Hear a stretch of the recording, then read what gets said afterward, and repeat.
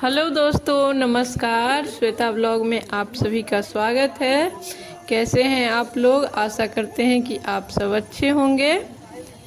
तो आज मैं शेयर कर रही हूँ ब्लॉग, कार्तिक स्नान का ब्लॉग। कार्तिक स्नान में हम लोग कहाँ गए थे और कैसे स्नान किया था, कैसे पूजा किया था, वही मैं शेयर कर रही हूँ आपके साथ।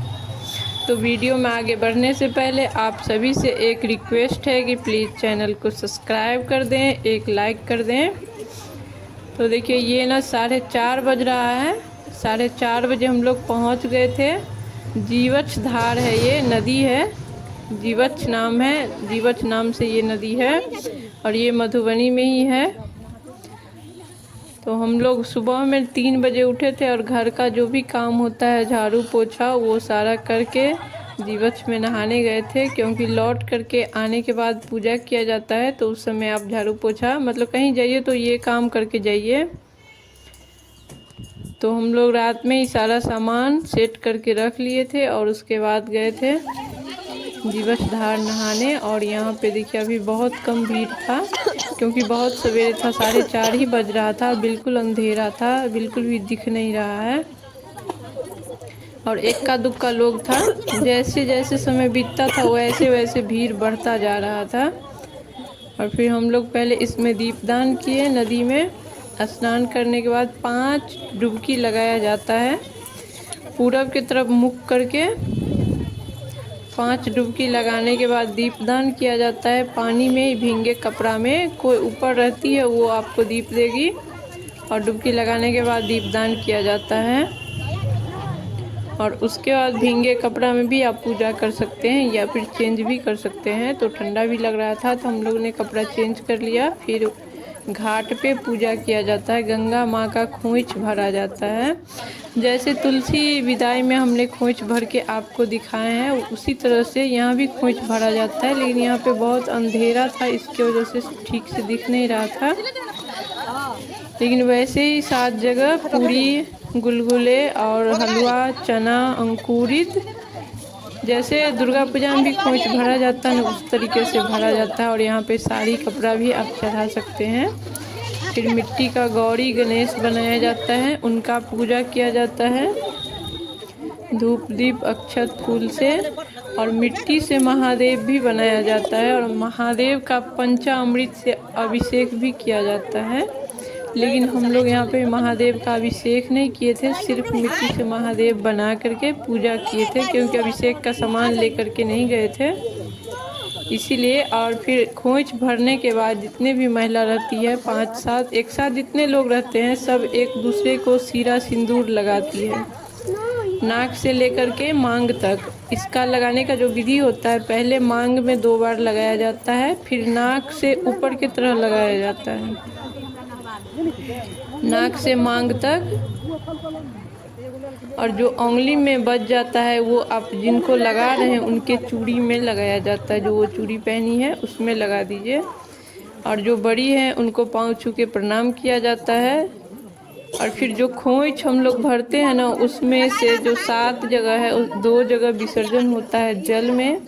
और 5 जगह जो होता है वहाँ पे जो भी सुहागिन महिला है उनको आंचल में खोइच दे दिया जाता है, या नहीं तो बच्चे हैं तो उनको भी आप दे सकते हैं। लेकिन 2 जगह जो है वो जल में विसर्जन किया जाता है।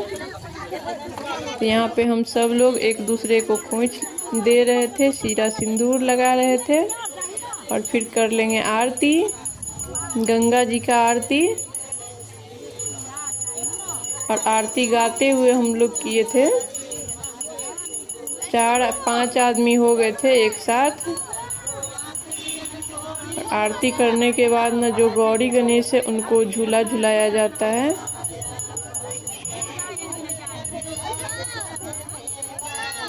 देखिए दिख रहा होगा, बिल्कुल ही अंधेरा है, पानी भी थोड़ा सा ही दिख रहा है, थोड़ा ही दूर। तो यहाँ पे गंगा आरती कर रहे थे हम सब।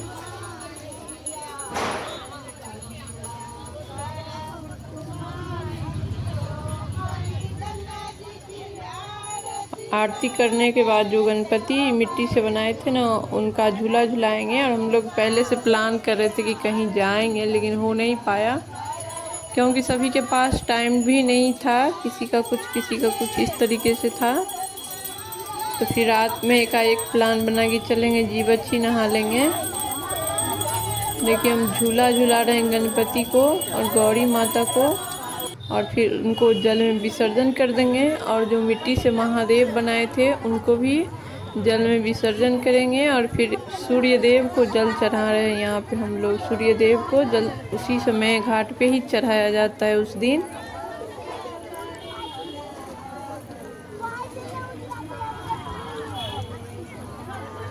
जल चढ़ाने के बाद जो होता है खोइछा दिया जाता है, मतलब इधर आपका पूरा पूजा जो संपन्न हो जाएगा तब खोइछा दिया जाता है। और यहाँ पे बहुत सारे लोग नहा भी रहे थे, और नहाने का ज़्यादा वीडियो मैंने, एक तो दिख भी नहीं रहा था, अंधेरा था, और सब महिला थी तो मतलब कपड़ा बहुत अच्छे से नहीं था बॉडी पे, इसके वजह से मैं नहाने का वीडियो और जो पानी के अंदर दीपदान किए थे वो वाला नहीं डाले हैं, क्योंकि ठीक नहीं लगता था मुझे।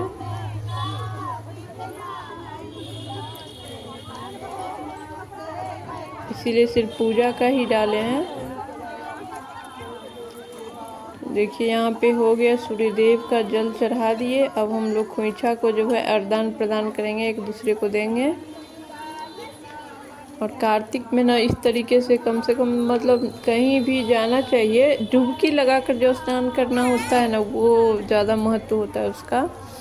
तो ज़रूरी नहीं है कि गंगा ही जाए, कोई भी नदी पोखरा में जा कर के नहा सकते हैं, लेकिन ज़्यादा अच्छा होता है बहता जल जो बह रहा है। पोखरा का पानी क्या होता है कि स्थिर रहता है, इसीलिए हम लोग जीवछ में गए थे। वहाँ पे बहता जल, वो नदी है, छोटा सा ही नदी है लेकिन नदी है, पानी उसमें बहता रहता है, इसीलिए वहाँ पे हम लोग गए थे।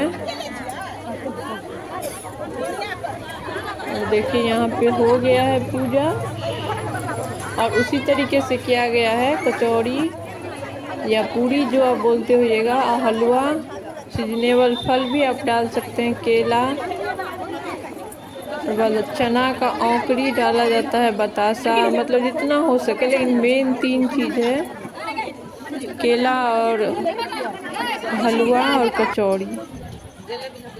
और फिर खोइच वाला जो है वो हो चुका था, और जो 2 हम विसर्जन करते हैं वो भी कर चुके थे। और यहाँ पे एक बहुत छोटा सा मंदिर है, वहाँ पे सभी देवता हैं, तो हम लोग यहाँ पे पूजा कर लेंगे। और बाहर एक पीपल का पेड़ है तो वहाँ पे पूजा कर लेंगे। और रास्ते में भगवती स्थान पड़ता है तो हम लोग वहाँ भी पूजा करेंगे।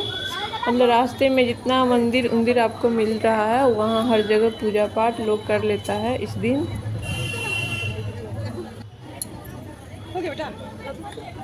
ये पीपल का वृक्ष है, और ये मैं घर का दिखा रही हूँ। 64 बाती का दीपदान इसी तरीके से हमने जीवछ में भी किया था और घर में भी किया था। मैं 5 दीपदान पूरे कार्तिक में 64 बाती का की हूँ। एक शिव मंदिर में किया था, वो वीडियो दिखाए थे आप लोग को। तो वीडियो अच्छा लगा हो तो प्लीज़ सब्सक्राइब करना।